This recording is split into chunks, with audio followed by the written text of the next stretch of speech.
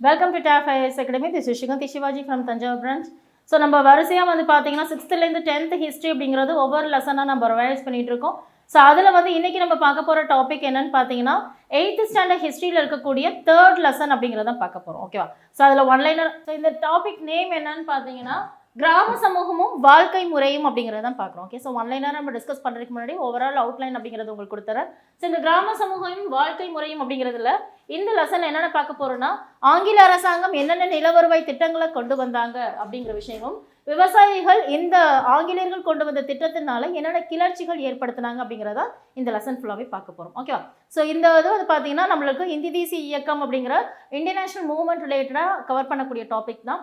So இதில் colony ஆதிக்கம் அவங்க வந்து வர்றதுக்கு முன்னாடி நம்மளோட பொருளாதாரம் ஃபுல்லாகவே வந்து எதை டிபெண்ட் பண்ணி இருந்துச்சுன்னா வேளாண்மை எதை டிபெண்ட் பண்ணி இருந்துச்சு. ஓகேவா? ஸோ அக்ரிகல்ச்சரை தான் ஃபுல் அண்ட் ஃபுல் அவங்க வந்து பேஸ் பண்ணி இருந்தாங்க. அவங்களோட வருவாய் எல்லாமே வேளாண்மையில தான் இருந்தது. ஓகேவா? ஸோ அவங்களோட முதன்மை தொழில் வேளாண்மை இருந்தாலும் எல்லா பிறகு வந்து நெசவு தொழிலாக இருக்கட்டும், சர்க்கரை ஆலையாக இருக்கட்டும், இந்த மாதிரி மற்ற தொழில்கள் எல்லாமே வேளாண் சார்ந்த தொழில்கள் தான் இருக்குது. ஸோ அவங்களோட பொருளாதாரம் அப்படிங்கிறது எதை டிபெண்ட் பண்ணி இருந்துச்சு?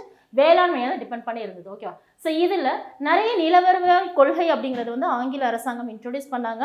ஸோ என்னென்ன கொள்கை பார்த்தீங்கன்னா நிலையான நிலவரி திட்டம் அப்படிங்கிறதும், மகள்வாரி திட்டம், ரயத்வாரி திட்டம், இந்த மாதிரி நிறைய லேண்ட் ரெவன்யூ சிஸ்டமை வந்துட்டு பிரிட்டிஷ் கவர்மெண்ட் கொண்டு வந்தாங்க. ஓகேவா? ஸோ இதில் ஃபர்ஸ்ட் 1765 வணிக நோக்கத்துக்கும் வியாபார நோக்கத்துக்கும் வந்த ஆங்கிலேயர்கள் வந்து இங்கேயே வலுவாக வந்து நம்மளை ஸ்ட்ராங்காக ரூல் பண்ணுறதுக்கு முக்கியமான ஒரு விஷயம் என்னன்னு பார்த்தீங்கன்னா அலகாபாத் உடன்படிக்கை அப்படிங்கிறத சொல்லுவோம். ஓகே, ஸோ அலகாபாத் உடன்படிக்கை அப்படிங்கிற எந்த வருஷம் போட்டிருப்பாங்கன்னா 1765 அலகாபாத் உடன்படிக்கை அப்படிங்கிறது போட்டுருவோம். ஓகே, ஸோ இந்த அலகாபாத் உடன்படிக்கையின்படி வருவாய் வசூலிக்கிற உரிமையை திவானி ரைட்ஸை ஆங்கிலேயரிடம் விட்டு கொடுத்தனர். ஓகேவா? ஸோ அதன் மூலமாக ராபர்ட் கிளைவ் என்ன பண்ணுறாரு, 1765 இந்த அலகாபாத் உடன்படிக்கையின்படி வங்காளம், பீகார் மற்றும் ஒரிசா போன்ற பகுதிகளில் வந்து பார்த்தீங்கன்னா இந்த ஓராண்டு கால நிலவருவாய் திட்டம் அப்படிங்கிறத இன்ட்ரோடியூஸ் பண்ணுறாரு. ஓகேவா? ஸோ இந்த ஓராண்டை அடுத்ததாக 5 ஆண்டை மாற்றவர் யாருன்னு பார்த்தீங்கன்னா வாரன் ஹாஸ்டிங்ஸ் பிரபு தான் மாற்றிருப்பார். ஓகேவா? ஸோ 5 ஆண்டை மாற்றிட்டு மறுபடியும் என்ன பண்ணியிருப்பாரு, ஓராண்டு திட்டமாக என்ன பண்ணியிருப்பாரு, மாற்றிருப்பாரு. ஓகே, ஸோ இந்த மாதிரி ஓராண்டை 5 ஆண்டை மாற்றி மறுபடியும் 5 ஆண்டை ஓராண்டாவும் மாற்றிருப்பாங்க. ஓகே, இந்த மாதிரிலாம் எல்லாமே இதை நிலையான நிலவரி திட்டமாக கொண்டு வரணும்னு சொல்லிட்டு யார் அதை இன்ட்ரோடியூஸ் பண்ணியிருப்பாங்க பார்த்தீங்கன்னா காரன் வாலிஸ் பிரபு தான் இன்ட்ரோடியூஸ் பண்ணியிருப்பாரு. ஓகேவா? ஸோ இப்போ ஆங்கில ஆட்சியின் கீழ் நிலவருவாய் திட்டங்கள் அப்படிங்கிறது 3 விதமான நிலவருவாய் திட்டங்கள் இருக்கு. தட் மீன்ஸ் நிலையான நிலவருவாய் திட்டம் சொல்லக்கூடிய பெர்மனன்ட் லேண்ட் ரெவன்யூ சிஸ்டம் அப்படிங்கிறத யார் இன்ட்ரோடியூஸ் பண்ணாங்கன்னு பார்த்தீங்கன்னா காரன் வாலிஸ் பிரபு தான் இன்ட்ரோடியூஸ் பண்ணியிருப்பாரு. ஓகேவா? ஸோ 1793 காரன் வாலிஸ் பிரபு வந்து இன்ட்ரோடியூஸ் பண்ணியிருப்பாரு. அடுத்தது ரயத்வாரி முறை சொல்லக்கூடியது பார்த்தீங்கன்னா இந்த தாமஸ் மன்ட்ரோ அப்படிங்கிற ஒரு 1820களில் இன்ட்ரோடியூஸ் பண்ணியிருப்பாரு. ஓகே, ஸோ மகள்வாரி முறை அப்படிங்கிறது 1822 வந்து வில்லியம் பென்டிக் பிரபு வந்து பார்த்தீங்கன்னா இன்ட்ரோடியூஸ் பண்ணியிருப்பாங்க. ஸோ இந்த மாதிரி நிறைய வந்து நில வருவாய் திட்டங்கள் அப்படிங்கிறது ஆங்கில அரசாங்கம் இன்ட்ரோடியூஸ் பண்ணியிருக்காங்க. ஓகே, ஸோ இதில் ஒவ்வொரு வருவாய் திட்டங்கள் அப்படிங்கிறது பார்க்குறோம். ஸோ வங்காளத்தில், பீகார், ஒரிசா, உத்தரப்பிரதேசம், வாரணாசி இதெல்லாம் பார்த்தீங்கன்னா அதிகமாக இந்த நில வருவாய் திட்டம், தட் மீன்ஸ் நிலையான நிலவரி திட்டம் காரன் வாலிஸ் பிரபுவால் கொண்டு வரப்பட்ட திட்டம். கிட்டத்தட்ட 19% நிலப்பரப்பில் வந்து பார்த்தீங்கன்னா இந்த திட்டம் அப்படிங்கிறது அறிமுகப்படுத்தப்பட்டிருக்குன்னு சொல்கிறோம். ஓகேவா? ஸோ இந்த நிலையான நிலவரி திட்டம் அப்படிங்கிறதோட வேறு பெயர்கள் என்னென்னு பார்த்தீங்கன்னா zamindari, jagirdari, malguzari and biswadari. Okay, so zamindari, jagirdari, malguzari, next biswadari அப்படிங்கிற இந்த நிலையான நிலவரி திட்டத்துக்கு உண்டான வேறு பெயர்கள் அப்படிங்கிறத சொல்லுவோம். ஓகே, ஸோ இந்த நிலையான நிலவரி திட்டத்தின் மூலமாக என்னென்ன விஷயங்கள்லாம் நடந்திருக்கு பார்த்தீங்கன்னா ஜமீன்தார்கள் இருக்காங்கல்ல, ஸோ அப்போது இந்த விவசாயிகள்கிட்ட வருவாய் வசூலிக்கிறது யாருன்னு பார்த்தீங்கன்னா ஜமீன்தார்கள். இந்த ஜமீன்தார்கள் ஆங்கில அரசாங்கத்தில் வருவாயை கொடுக்குறாங்க. ஓகே, ஸோ அப்போ ஜமீன்தார்கள் தான் நிலத்தின் உடைமையாளர்களாகவே மாற்றப்பட்டார்கள். ஓகேவா? ஸோ அரசின் முகவர்களாக அவங்க தான் செயல்பட்டாங்க. அது மட்டும் இல்லாமல் 11 பங்குல, ஓகேவா, ஸோ 11ல் 10 பங்கு அப்படிங்கிறது ஆங்கில அரசாங்கத்துக்கு வருவாயாக கொடுத்தாங்க. ஸோ ஜமீன்தார்கள் விவசாயிகள்கிட்ட பார்த்தீங்கன்னா பட்டா கொடுத்து ஒப்பந்தம் இந்த மாதிரிலாம் போட்டிருக்காங்க. ஓகேவா?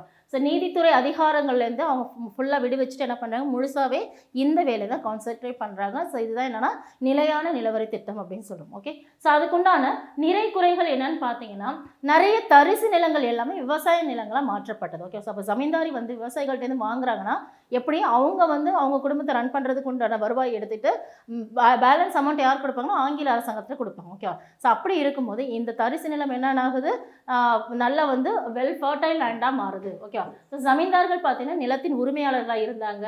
ஸோ நீதி வழங்கும் பொறுப்பிலேருந்து விடுவிக்கப்பட்டாங்க. அது மட்டும் இல்லாமல் ஆங்கில அரசுக்கு ஒரு நம்பிக்கை உரியவர்களாக யார் இருந்தாங்கன்னா ஜமீன்தார்கள் இருந்தாங்க. ஓகே, ஸோ ஆங்கில அரசுக்கு இதன் மூலமாக பார்த்தீங்கன்னா இந்த நிலையான நிலவரி திட்டத்தின் மூலமாக ஒரு பெர்மனண்ட்டான ஒரு ரெவென்யூ அப்படிங்கிறது ஆங்கில அரசாங்கத்துக்கு வந்துச்சு. இது எல்லாமே நம்ம ஜமீன்தாரி முறைன்னு சொல்லக்கூடிய இந்த நிலையான நிலவரி திட்டம் காரன்வாலிஸ் பிரபுவால் கொண்டு வரப்பட்டதுனால இது வந்து பார்த்தீங்கன்னா இதோட நிறைகள் அப்படிங்கிறது சொல்லும். ஓகே, ஸோ இதில் குறைகள் பார்த்தீங்கன்னா ஆங்கிலேய அரசாங்கம் விவசாயிகள்கிட்ட ஒரு டைரக்ட் கண்ட்ரோல் எதுவுமே இல்லாமல் நடுவில் யார் முகவர்களாக இருக்காங்க, நம்ம ஜமீன்தாரிகள் இருக்காங்க. அப்போது பிரிட்டிஷ்க்கும் விவசாயிகளுக்கும் எந்த ஒரு நேரடி தொடர்புமே இல்லை. ஓகே, ஸோ அது மட்டும் இல்லாமல் இந்த உரிமைகள் அப்படிங்கிற விவசாயிகளோட உரிமைகள் எல்லாம் மறுக்கப்பட்டு ஜமீன்தார்கள் தான் முக்கிய பொறுப்பாக இருக்காங்க. ஓகே, ஸோ அவங்க விவசாயிகள் எல்லாருமே நம்ம ஜமீன்தார்கள்ட்ட அடிமைகளாக இருக்க வேண்டிய சூழ்நிலைகள் இருந்தது. ஓகே, ஸோ அப்போ இதனால் ஜமீன்தார்கள் சோம்பேறிகளாகவும் ஆடம்பர பிரியர்களாகவும் இருந்தாங்க. அவங்க தான் டாமினேட் பண்ணிட்டு விவசாயிகளை ரொம்ப அராஜகமாக கண்ட்ரோல் பண்ணிட்டு இருந்தாங்க. ஓகே, ஸோ இது நெக்ஸ்ட் ஒன் பார்த்தீங்கன்னா ரயாத்வாரி முறை அப்படிங்கிறது சொல்கிறோம். ஸோ இந்த ரயாத்வாரி முறை அப்படிங்கிறது பார்த்தீங்கன்னா யார் இன்ட்ரோடியூஸ் பண்ணியிருக்காங்கன்னா கேப்டன் ரீட் மற்றும் தாமஸ் மன்ரோ 1820களில் வந்து பார்த்தீங்கன்னா கேப்டன் ரீட் மற்றும் தாமஸ் மன்ரோவால் அறிமுகப்படுத்தப்பட்டது. ஸோ எந்தெந்த இடத்துல அறிமுகப்படுத்திருப்பாங்க பார்த்தீங்கன்னா மദ്രാஸ், பம்பாய் மற்றும் அஸ்ஸாம், கூர்க். மദ്രാஸ், பம்பாய், அஸ்ஸாம், கூர்க் இந்த பகுதிகளில் பார்த்தீங்கன்னா ரயாத்வாரி முறை அப்படிங்கிறது அறிமுகப்படுத்தப்பட்டது. ஓகேவா, ஸோ இதுக்கு முன்னாடி பார்த்து நிலையான நிலவரி திட்டத்தில் என்ன பார்த்தீங்கன்னா இந்த நில வருவாயை ஜமீன்தார்கள் வருவாய் வசூலித்து செஞ்சு கொடுப்பாங்க. ஓகேவா, ஸோ இந்த ரயாத்வாரி முறையில் வந்து பார்த்தீங்கன்னா நிலத்தின் உரிமை அப்படிங்கிறது வந்து பார்த்தீங்கன்னா யார்கிட்ட இருந்துச்சுன்னா விவசாயிகள் அவங்கள்ட்ட தான் இருந்தது. ஸோ விவசாயிகளே டைரெக்டாக வந்து பார்த்தீங்கன்னா பிரிட்டிஷ் கவர்மெண்ட்டை அவங்க வருவாயை பே பண்ணுற மாதிரி இருந்தது. ஓகே, ஸோ இதுதான் என்ன வருவாய் முறை பார்த்தீங்கன்னா ரயாத்வாரி முறை அப்படிங்கிறத சொல்கிறாங்க. ஸோ இதில் ஆங்கிலேய அரசாங்கம் நேரடியாகவே விவசாயிகள் வரி வசூலை பெற்றது அப்படிங்கிறத சொல்கிறாங்க. ஓகே, ஸோ ஃபஸ்ட்டு பார்த்தீங்கன்னா விளைச்சலில் பாதி கொடுக்கணும் அப்படிங்கிற மாதிரி இருந்தது வருவாய்.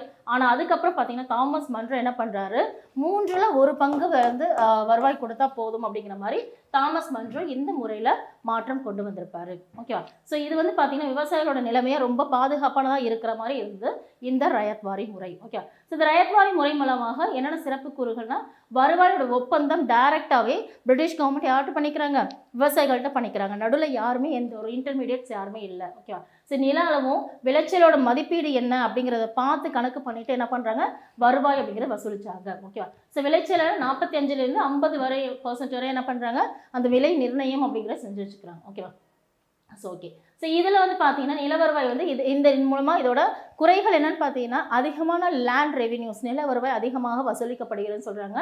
ஸோ அரசு ஜமீன்தார்களுக்கு பதிலாக விவசாயிகளை வந்து சொல்கிறோம். இதுக்கு முன்னாடி வந்து நிலையான நிலவரி திட்டத்தில் என்னென்னா ஜமீன்தார்கள் விவசாயிகளை சுரண்ட மாதிரி இருந்தது.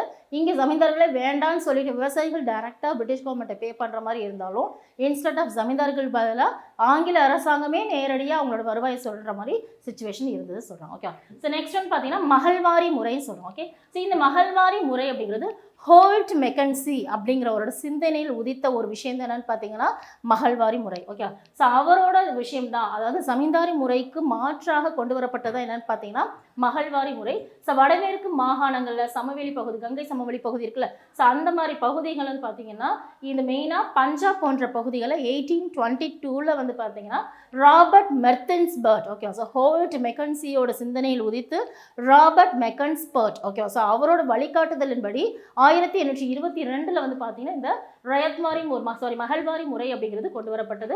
ஸோ வில்லியம் பென்டிக் பிரபு பார்த்தீங்கன்னா இதில் சில மாற்றங்கள் பண்ணியிருப்பாங்க. 1833 சில மாற்றங்கள் பண்ணியிருக்காங்க. ஓகேவா, ஸோ இதில் வந்து பார்த்தீங்கன்னா மகள் அல்லது கிராம விளைச்சலின் அடிப்படையில் எந்த விளைவிச்சல் எவ்வளோ இருக்கோ அதன் அடிப்படையில் வருவாய் அப்படிங்கிறது வசூலிக்க செய்யப்பட்டது. ஓகேவா, ஸோ இதில் வந்து பார்த்தீங்கன்னா தொடக்கத்தில் ஸ்டார்டிங்கில் பார்த்தீங்கன்னா 2 பங்கு அப்படிங்கிற மாதிரி நிர்ணயிக்கப்பட்டது.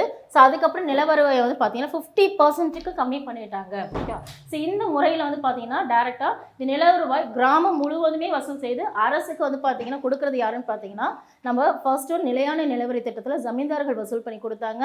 அடுத்தது வந்து பார்த்தீங்கன்னா ரயாத்வாரி முறையில் விவசாயிகளே டேரெக்டாக என்ன பண்ணுறாங்க, அரசாங்கத்தை பே பண்ணாங்க. ஓகே, ஆனால் இந்த மகள்வாரி முறையில் என்ன பண்ணுறாங்க, கிராம தலைவர் வந்து நடுவில் முகவராக இருந்து ஆங்கில அரசாங்கத்துக்கு வருவாய் வசூலித்து கொடுத்தாங்க. ஓகேவா, ஸோ இந்த கிராம தலைவர்களை என்ன சொல்கிறாங்கன்னு பார்த்தீங்கன்னா லம்பார்டர் அப்படிங்கிறத சொல்கிறோம். ஓகேவா, ஸோ இவங்க தான் வசூல் செஞ்சு கொடுத்தாங்க. ஸோ இதுலேயும் வந்து பார்த்தீங்கன்னா இந்த வருவாய் முறையிலையும் இவங்க மகள்வாரி முறையில் கிராம தலைவர் வந்து நிறைய வந்து சலுகைகளை வந்து பண்ணிட்டு சொந்த விருப்பங்களை நிறைவேற்றிக்கணுங்கிறதுக்காக அதிகமான வருவாயை வந்து வசூலிக்கிறது, மக்களை வந்து லாபகரமான விவசாயிகளை வந்து பார்த்தீங்கன்னா அவங்களுக்கு எந்த ப்ராஃபிட்மே இல்லாமல் இவங்க எல்லாருமே என்ஜாய் பண்ணுற மாதிரி இருந்தது. ஓகே.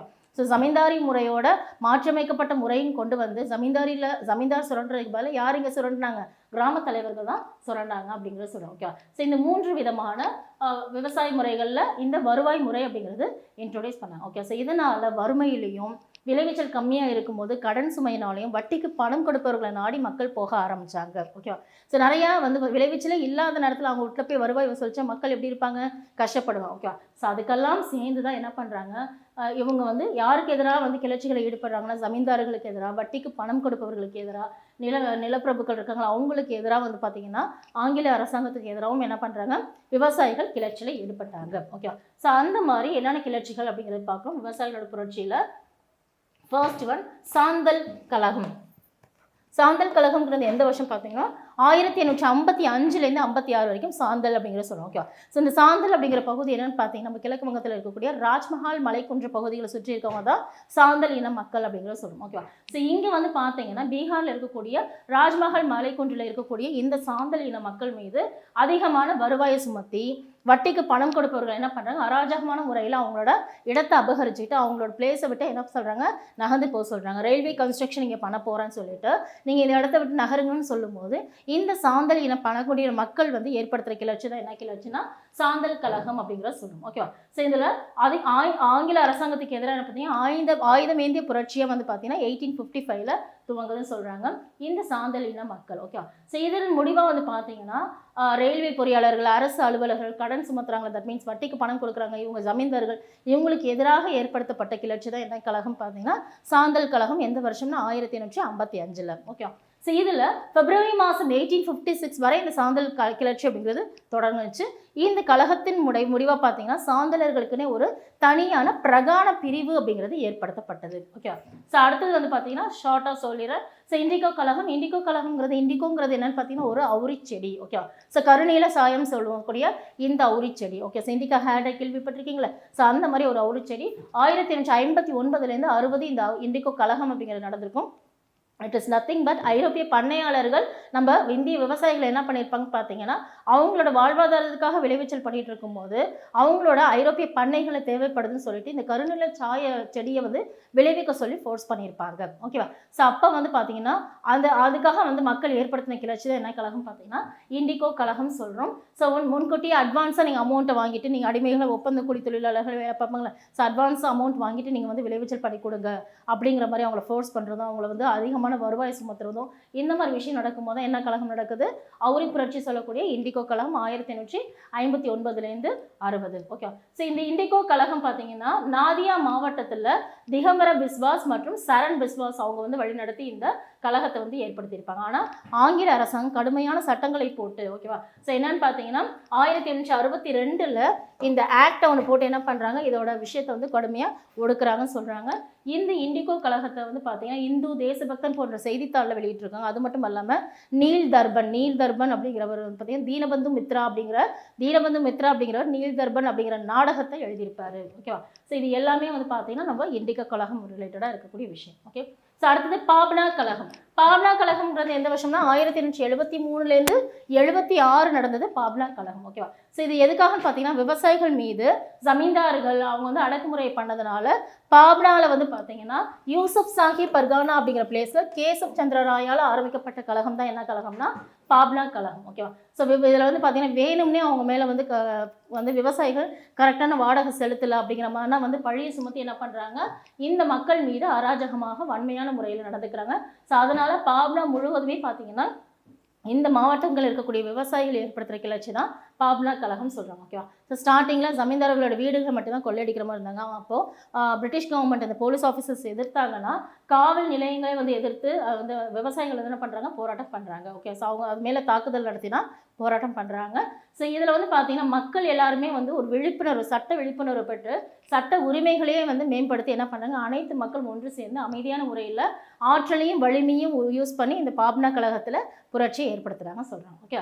ஸோ அடுத்தது தக்கான கழகம். இது தக்கான கழகம்ங்கிறது எந்த வருஷம்னா 1875 தக்கான கழகம். ஸோ இது வந்து பார்த்தீங்கன்னா விவசாயிகளும் ஏற்படுத்துகிற கிளர்ச்சி தான். யாருக்கு மெயினான்னு பார்த்தீங்கன்னா வட்டிக்கு பணம் கொடுப்பவர்களுக்கு எதிராக, குஜராத்தில் வட்டிக்கு பணம் கொடுப்பவர்களுக்கு எதிராக ஏற்படுத்தப்பட்ட கழகம் தான் தக்கான கழகம் சொல்கிறாங்க. ஓகே. ஸோ ஃபஸ்ட்டு பூனாவில் பார்த்தீங்கன்னா ஒரு கிராமத்தில் வட்டிக்கு பணம் கொடுப்பவருக்கு எதிராக வந்து பார்த்தீங்கன்னா அவங்களோட சொத்துக்களை வந்து அபகரிக்கிறதோட அந்த கிராமத்தை விட்டே வெளியேற்ற அந்த வட்டிக்கு பணம் கொடுக்குறவரை வெளியேற்ற வச்சாங்க. இது பூனாவில் நடந்த நிகழ்வு. இந்த நிகழ்வு பார்த்தீங்கன்னா இந்த கழகம் 33 கிராமங்கள் வரை பரவியதுன்னு சொல்கிறாங்க, தக்கான கழகம். ஓகேவா. ஸோ இந்த கழகத்தை வந்து இராணுவத்தை வரவழைச்சு தான் இந்த கழகத்தையே ஒடுக்கியிருக்காங்க அப்படிங்கிற சொல்லுவாங்க. அப்போ அந்த காலத்தில் இராணுவத்தை வரவழைச்சு இந்த கழகத்தைனா அது எப்பேற்பட்ட கழகம் அப்படிங்கிறத பார்த்துக்கோங்க. ஓகே. ஸோ அடுத்தது பஞ்சாப் விவசாயிகள் சங்கம் சொல்லக்கூடியது எந்த வருஷம் நடந்திருக்குன்னா 1890 1900 நடந்திருக்கும். ஓகேவா. ஸோ இதில் வந்து பார்த்தீங்கன்னா பெற்ற கடன், அதாவது கடன் வாங்குறாங்களா அந்த கடனை திருப்பி கொடுக்க முடியலன்னு வட்டிக்கு பணம் கொடுப்பவர்கள் அராஜகமாக செயல்படுத்துகிறாங்களே, ஸோ இதை தடுக்கணும் அப்படிங்கிறதுக்காகவே இந்த பஞ்சாப் விவசாயிகள் இயக்கம் அப்படிங்கிறத உருவாக்குனாங்க. ஸோ ஜென்ரலாக வந்து பார்த்தீங்கன்னா இராணுவத்தில் வந்து ஹெல்ப் பண்ணுறதுக்காக பிரிட்டிஷ் கவர்மெண்ட் யார் ரெக்ரூட் பண்ணுறாங்கன்னா பஞ்சாபில் இருக்க அந்த சிங் இருப்பாங்களா, ஸோ அவங்கள தான் அதிகமாக ரெக்ரூட் பண்ணுறாங்க.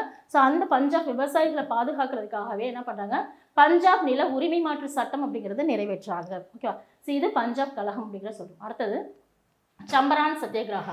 ஸோ நம்ம காந்திய காலகட்டங்களில் பார்ப்போம். ஸோ சம்பரான் சத்தியாகிரகா அப்படிங்கிறது எந்த வருஷம் நடந்திருக்குன்னா 1917 நடந்திருக்கும். ஓகேவா. ஸோ சம்பரான் அப்படிங்கிறது பீகாரில் இருக்கக்கூடிய சம்பரான் அப்படிங்கிற மாவட்டத்தில் வந்து பார்த்தீங்கன்னா ஐரோப்பிய பண்ணையாளர்கள் மக்களை வந்து அந்த விவசாயிகளை வந்து கட்டாயப்படுத்தி வந்து என்ன பண்ணுறாங்க, இந்த அவுரி செடி விளைவிக்க சொல்லி இந்த மாதிரிலாம் ஃபோர்ஸ் பண்ணுறாங்க. ஓகேவா. ஸோ அப்போ சம்பரானின மக்கள் வந்துட்டு அதிகமாக வட்டிக்கு பணம் கொடுப்பவர்களை நாடி பண்ணுறாங்க, அதிகமான வருவாய் வசூலிக்கிறாங்க.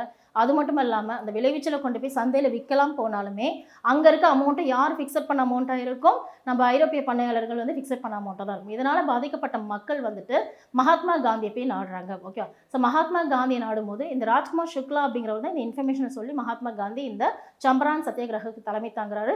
ஸோ இதில் 3 பங்கு விளைவிச்சல் நீங்கள் கொடுத்தாகணும்னு சொல்லும்போது அவங்களால இந்த சுமையை சுமத்த முடியாது. அதனால என்ன பண்ணுறாங்க, காந்தி கிட்ட போய் சொல்லும்போது தான் காந்தி முதலாக தனது இந்திய தேசிய இயக்கத்தில் ஆரம்பிக்கப்பட்ட சத்தியாகிரகம் என்னன்னு பார்த்தீங்கன்னா இந்த சம்பரான் சத்தியாகிரகம் அப்படிங்கிறத சொல்கிறாங்க. ஓகேவா. ஸோ இதில் ஆங்கில அரசாங்கம் காந்தியை வன்மையாக வந்து சொல்லியிருப்பாங்க, நீங்கள் வந்து இந்த உங்களுக்கு இதுக்கு சம்மந்தம் இல்லை, இந்த மாவட்டத்தை விட்டு வெளில போங்கன்னு சொல்லியிருப்பாங்க. ஆனால் காந்தி தொடர்ந்து இந்த சம்பரான் சத்தியாகிரக போராட்டத்தில் கலந்துக்கிறாரு. ஓகேவா. ஸோ 1918 பார்த்தீங்கன்னா சம்பரான் விவசாயிகள் சட்டம் அப்படிங்கிறது நிறைவேற்றப்படுகிறது. ஓகே. ஸோ அடுத்தது கேதா சத்தியாகிரகம் சொல்கிறோம். ஸோ கேதா மாவட்டத்தில் வந்து பார்த்தீங்கன்னா குஜராத்தில் இந்த பஞ்சகால விதி அப்படிங்கிறது என்ன பார்த்தீங்கன்னா 25% கீழே விளைவிச்சல் இருந்தால் நீ வரி செலுத்த தேவையில்லைன்னு சொல்லியிருப்பாங்க. ஆனால் மக்கள் வந்து பஞ்சம், நோய்வாய்ப்பட்டு, வறட்சி, இந்த மாதிரி பருவமழை பொய்த்து, இந்த மாதிரி என்ன காரணம் இருந்தாலும் பரவாயில்ல, நீ என்ன பண்ணணும், எனக்கு கொடுக்க வேண்டிய வரியை கொடுத்தாகணும்னு சொல்லிட்டு ஆங்கில அரசாங்கம் அராஜகமான முறையில் நடந்திருக்கும். ஸோ அப்போ மக்கள் என்ன பண்ணுறாங்க, மகாத்மா காந்தி உறுப்பினராக இருக்கக்கூடிய இந்த இந்திய சர்வன்ஸ் ஆஃப் இந்தியன் சொசைட்டி சொல்லக்கூடிய இந்திய பணியாளர் சங்கத்தில் உறுப்பினர் இருப்பார் காந்தி, அவர்கிட்ட போய் உதவியை நாடுவார். ஓகேவா. ஸோ அப்போது காந்தி அவர்களால் தலைமை ஏற்று இந்த கேதா சத்தியாகிரக போராட்டம் நடந்திருக்கும். ஓகேவா. ஸோ இந்த கேதா சத்தியாகிரக போராட்டத்தில் வந்துட்டு சர்தார் வல்லபாய் பட்டேல் வந்து இதில் முக்கியமான பங்கு வந்து வகிச்சிருப்பாருன்னு சொல்லுவோம். ஓகேவா. ஸோ அடுத்தது என்னன்னு பார்த்தீங்கன்னா நம்ம காந்தி காலகட்டங்களில் மாப்பிள்ளை கிளர்ச்சி அப்படிங்கிற சொல்லுவோம். மாப்பிள்ளைகள் அப்படிங்கிற யாருன்னு பார்த்தீங்கன்னா நம்ம கேரளாவில் இருக்கக்கூடிய முஸ்லீம் விவசாயிகள் தான் மாப்பிள்ளைகள் சொல்லுவோம். ஓகேவா. ஸோ இந்த ஜமீன்தார்கள் சொல்லக்கூடிய இந்த நிலப்பிரபுகளுக்கு எதிராக வந்து பார்த்தீங்கன்னா ஆங்கில அரசாங்கத்துக்கு எதிராக ஆரம்பிக்கப்பட்ட கிளர்ச்சி தான் என்ன கிளர்ச்சினா மாப்பிள்ளை கிளர்ச்சி சொல்கிறோம். ஓகே. ஸோ அப்போ வந்து பார்த்தீங்கன்னா இந்த அரேபியர்கள்லாம் வந்திருப்பாங்கல்ல, ஸோ அவங்கெல்லாம் வந்து இடம் விட்டு இடம் மைக்ரேட் பண்ணும்போது பார்த்தீங்கன்னா அரேபியர்கள்னாலே முஸ்லீம்ஸ் தான். ஓகே. ஸோ அவங்க இங்கேயே தங்கியிருந்து அங்கே இருக்கக்கூடிய மலபாரில் இருக்கக்கூடிய பெண்களை வந்து திருமணம் செய்கிறனால தான் அவங்க மாப்பிள்ளைன்னு சொல்லுவோம். ஓகே. இப்போ முஸ்லீம் விவசாயிகள் மீது அதிகமான வரி சுமை சுமத்தினதுனால அந்த மக்கள் எல்லாம் ஏற்படுத்துகிற கிளர்ச்சி தான் என்ன கிளர்ச்சினா மாப்பிளா கிளர்ச்சின்னு சொல்கிறோம். ஸோ இந்த மாப்பிளா விவசாயிகளை வந்து வன்மையாக ஆங்கில அரசாங்கம் ஒடுக்குறாங்க. ஸோ 1921 பார்த்தீங்கன்னா இறக்கமின்றி இந்த மாப்பிளா கிளர்ச்சி அப்படிங்கிறது ஒடுக்கப்படுகிறது. ஓகே. ஸோ அடுத்தது வந்து பார்த்தீங்கன்னா அடுத்த கழகம் அப்படிங்கிறது நம்ம காந்தி காலகட்டத்தில் பர்தோலி சத்தியாகிரகா சொல்கிறோம். ஸோ இந்த பர்தோலி சத்தியாகிரகங்கிறது எந்த வருஷம் நடைபெற்றுக்குன்னா 1929 1930 நடந்திருக்கும். ஓகேவா. ஸோ இந்த பர்தோலி சத்தியாகிரக போராட்டத்தை வந்து தலைமை தாங்கி நடத்துகிறவர் யாருன்னு பார்த்தீங்கன்னா சர்தார் வல்லபாய் பட்டேல் தலைமை தாங்குவார். ஸோ பிப்ரவரி மாதம் 12 1928 வந்து பார்த்தீங்கன்னா வரிகொடா இயக்கம் அப்படிங்கிறத நடத்துகிறாங்க. ஓகேவா. ஸோ இது என்னன்னு பார்த்தீங்கன்னா நில வருவாயை வந்து 30% இன்க்ரீஸ் பண்ணியிருப்பாங்க. ஓகேவா. ஸோ அதனால் இந்த பர்தோலிங்கிறது குஜராத்தில் இருக்கக்கூடிய விவசாயிகள் சர்தார் வல்லபாய் பட்டேல் தலைமையில் பர்தோலி சத்தியாகிரக போராட்டத்தை நடத்துவாங்க. ஓகேவா. ஸோ இதுக்கப்புறம் வந்து பார்த்தீங்கன்னா 1937 காங்கிரஸ் வந்து ஆட்சிக்கு வந்ததுக்கப்புறம் விவசாயிகளோட நிலம் அனைத்துமே அவங்களுக்கு என்ன கொடுக்கப்பட்டது, திருப்பி கொடுக்கப்பட்டது. ஓகே, ஸோ இந்த லெசன் ஃபுல்லாகவே என்னன்னு பார்த்தீங்கன்னா நம்ம ஆங்கில அரசாங்கம் கொண்டு வந்த நில வருவாய் திட்டங்கள் என்னென்ன இருக்குது, 3 விதமான திட்டங்கள் பார்த்தோம். அதில் இந்த திட்டங்கள் மூலமாக விவசாயிகள் எந்த அளவுக்கு பாதிக்கப்பட்டாங்க, பழங்குடியினர்கள் எந்த அளவுக்கு பாதிக்கப்பட்டாங்க, அவங்க ஆங்கில அரசாங்கத்துக்கு எதிராக என்னென்ன கிளர்ச்சிகள் ஈடுபட்டாங்க அப்படிங்கிறது தான் பார்த்துருக்கோம். ஓகே, ஸோ இப்போ இந்த ஓவரால் ஒரு அவுட்லைனாக இந்த லெசன் சொன்னேன். ஸோ இதுக்கு உண்டான ஒரு ஒன்லைனர் அப்படிங்கிறத டிஸ்கஸ் பண்ணிடுவோம். ஓகேவா, ஸோ டிஸ்கஸ் பண்ணிடலாமா? எஸ். ஸோ 8ஆம் வகுப்பு வரலாறுல 3rd லெசனாக இருக்கக்கூடியது என்னன்னு பார்த்தீங்கன்னா இந்த லெசன் கிராம சமூக வாழ்க்கை முறை. Okay, so okay, first question ஓராண்டு நில வருவாய். ஓகே, ஸோ இந்த ஓராண்டு நில வருவாய் இன்ட்ரோடியூஸ் பண்ணது யாரு? Robert Clive. So Robert Clive அப்படிங்கிறவர் 1765 ஓகே ஓராண்டு நில வருவாயா அப்படிங்கிறது கொண்டு வந்திருப்பாரு. ஓகே, ஸோ இந்த ஓராண்டு நில வருவாயை 5 ஆண்டு நில வருவாயா மாற்றினது யாருன்னு பார்த்தீங்கன்னா வாரன் ஹாஸ்டிங்ஸ் பிரபு. சொல்லுமா? ஸோ வாரன் ஹாஸ்டிங்ஸ் பிரபு என்ன பண்ணியிருப்பாரு? இதை 5 ஆண்டு நில வருவாயை மாற்றிருப்பாரு. ஓகே, ஸோ இதை 10 ஆண்டு நிலையான நில வருவாயை கொண்டு வந்தது யாருன்னு பார்த்தீங்கன்னா காரன் வாலிஸ் பிரபு. ஓகே, ஸோ காரன் வாலிஸ் பிரபு அப்படிங்கிறவர் தான் என்ன பண்ணியிருப்பாரு? இதை நிலையான நில வருவாயாக கொண்டு வந்திருப்பாரு. ஓகே, ஸோ நிலையான நிலவரி திட்டம் அப்படிங்கிறத பார்க்குறோம். இந்த நிலையான நிலவரி திட்டம்ங்கிறது எந்த வருஷம் கொண்டு வந்திருப்பாங்க? 1793 நிலையான நிலவரி திட்டம் அப்படிங்கிறத கொண்டு வந்திருப்பாங்க. ஓகேவா, ஸோ அறிமுகம் செய்தவர் தான் யாரு? நம்ம லார்ட் காரன் வாலிஸ். ஓகே, ஸோ காரன் வாலிஸ் பிரபு தான் இதை நிலையான நிலவரி திட்டத்தை கொண்டு வந்திருப்பாரு. ஓகே, ஸோ இந்த நிலையான நிலவரி திட்டத்தில் என்ன பண்ணியிருப்பாங்க? ஜமீன்தார்கள் தான் மக்கள்கிட்ட வந்து என்ன பண்ணுறாங்க? விவசாயிகள்கிட்ட வருவாயை வசூலிக்கிறாங்க. ஸோ அவங்க வந்து நீதி அந்த விஷயத்துலேருந்து ஒதுக்கி வைக்கப்பட்டு இதில் என்ன பண்ணுறாங்க? ஃபுல் அண்ட் ஃபுல் வரி சுமையை வருவாயை வந்து விவசாயிகள்கிட்டேருந்து கலெக்ட் பண்ணி ஆர்டர் கொடுக்குறாங்க. நம்ம பிரிட்டிஷ் அரசாங்கத்துக்கு கொடுக்குறாங்க பார்த்தோம். ஓகேவா, சரி, இந்த ஜமீன்தாரி இதோட வேறு பெயர்கள் என்னன்னு பார்த்தீங்கன்னா ஜமீன்தாரி நம்ம நிலையான நிலவரி திட்டத்துக்கு வேறு ஒரு பேர். ஓகே, ஜமீன்தாரி, மல்குஜ்வாரி, ஓகே, பிஸ்பதாரி,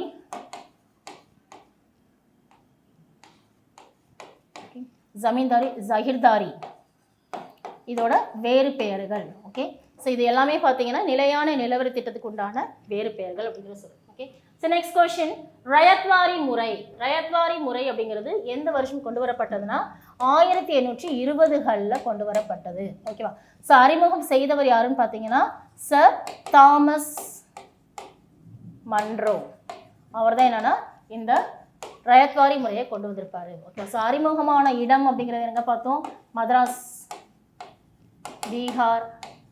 இந்த இடத்துல என்ன பார்த்தீங்கன்னா இந்த அசாம் இந்த பகுதிகளில் அறிமுகமாச்சு அப்படிங்கிறது பார்த்தோம். ஓகே, ஸோ நெக்ஸ்ட் மகள்வாரி முறை. மகள்வாரி முறை 1822 வந்து அறிமுகமாச்சு அப்படிங்கிற சொல்கிறோம்.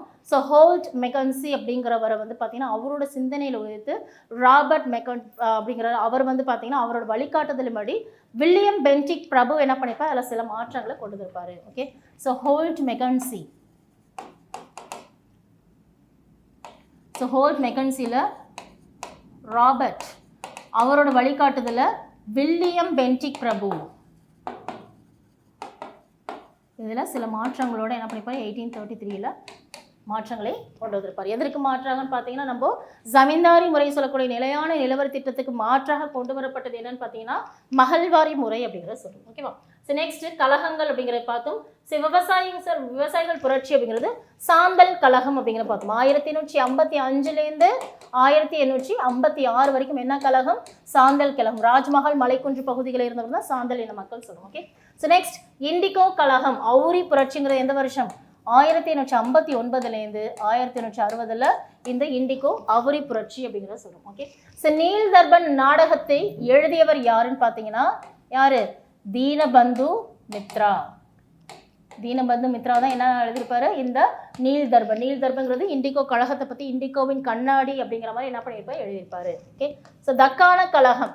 1875 குஜராத்தில் இருக்கக்கூடிய வட்டிக்கு பணம் கொடுப்பவர்களுக்கு எதிராக ஏற்படுத்தப்பட்ட கிளர்ச்சி தக்கான கழகம்.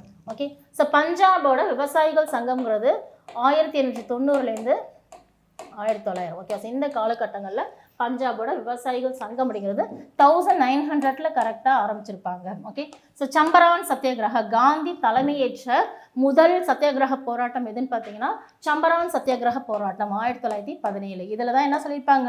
20ல் 3 பங்கு விளைவிச்சலை கொடுக்க சொல்லி அவங்கள என்ன பண்ணியிருப்பாங்க, ஃபோர்ஸ் பண்ணியிருப்பாங்க. அப்போது காந்தியை வந்து என்ன பண்ணுறாங்க, மக்கள் நாடுறாங்க. ராஜ்குமார் சுக்லாவோட விருப்பத்தின் பேரில் தான் நம்ம காந்தி வந்து இதை தலைமையேற்று நடத்துவார்.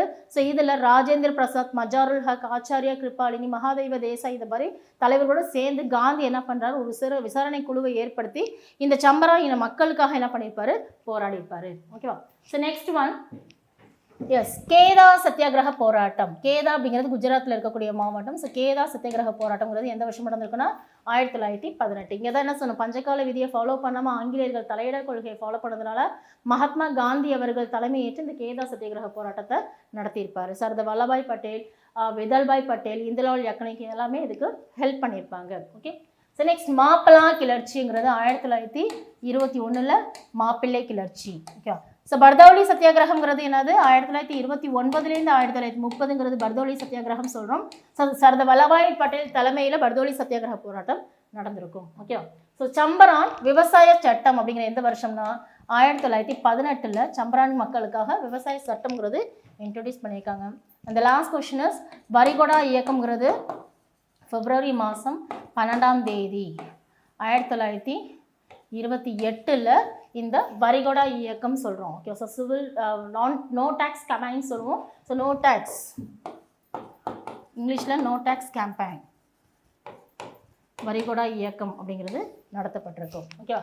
ஸோ இந்த லெசன் கிராம சமூக வாழ்க்கை முறையும், அப்புறம் இதில் வந்து என்னென்ன கிளர்ச்சிகள் அப்படிங்கிற லெசன் பார்த்துருக்கோம். ஸோ நெக்ஸ்ட் லெசனில் இதே மாதிரி வீடியோஸில் வந்து உங்களுக்கு கிளாஸை வந்து டிஸ்கஸ் பண்ணிவிட்டு அதுக்குண்டான கொஷின்ஸை டிஸ்கஸ் பண்ணலாம். Hope you all understood guys. Thank you for வாட்சிங்.